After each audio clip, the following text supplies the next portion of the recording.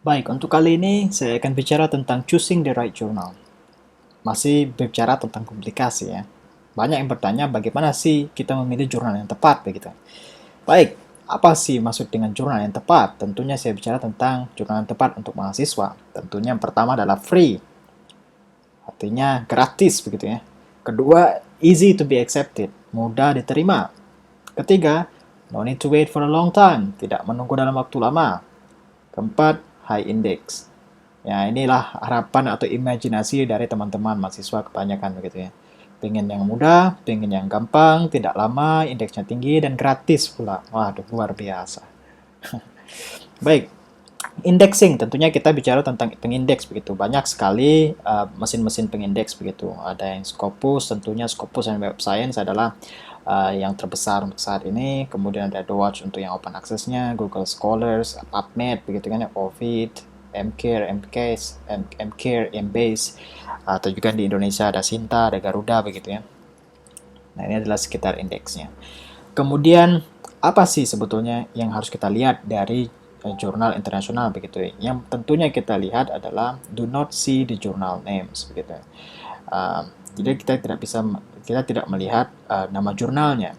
Jadi kita kalaupun misalnya kita bicara tentang international jurnal, jangan bicara tentang international jurnal begitu ya. Karena tidak semua international jurnal itu termasuk international jurnal. Oke.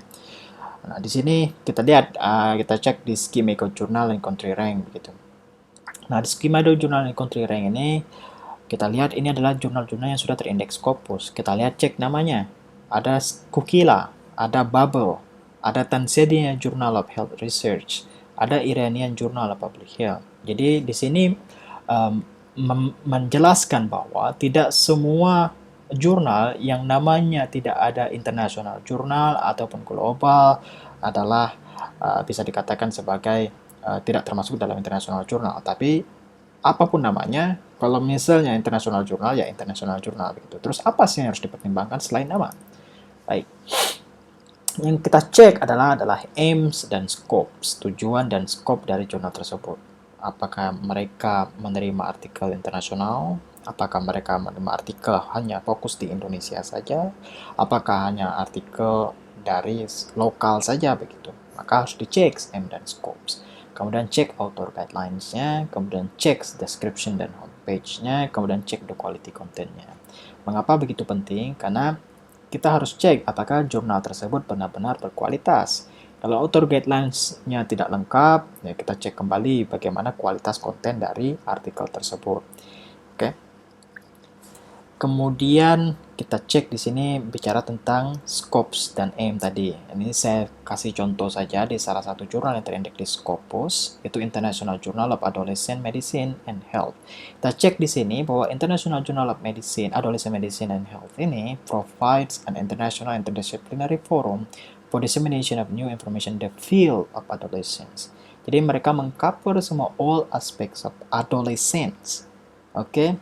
Nah, kita cek juga topik di sini ada namanya medicine and clinical medicine, health issues, adolescent, hygiene, and environmental medicine. Jangan sesekali submit artikel untuk pediatrik atau geriatrik atau target populasi yang lain lah selain adolescents. Oke.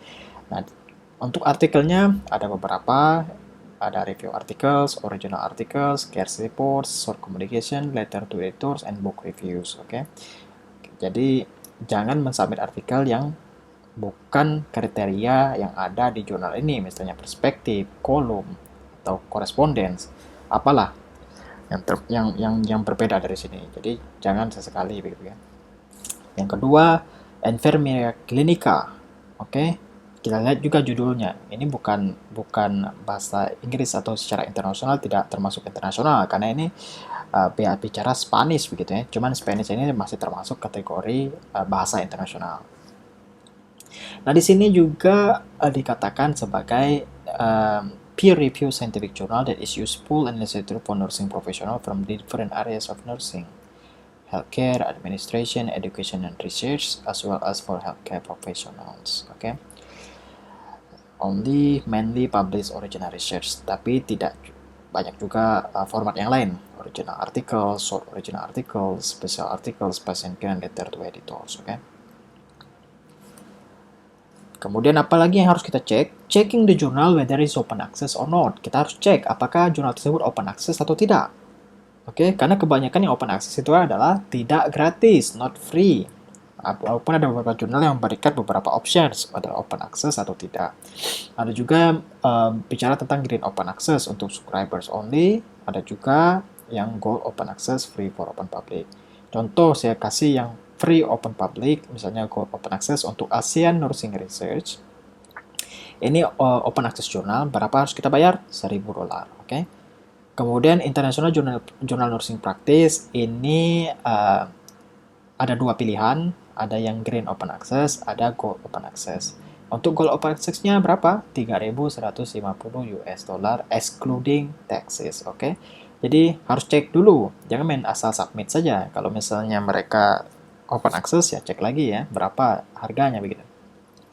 Kemudian apa lagi yang harus kita cek? Kalau misalnya Anda bingung mau cari jurnal apa yang tepat, ya tinggal klik di Elsevier kalau Anda ingin submit di salah satu jurnal di Elsevier.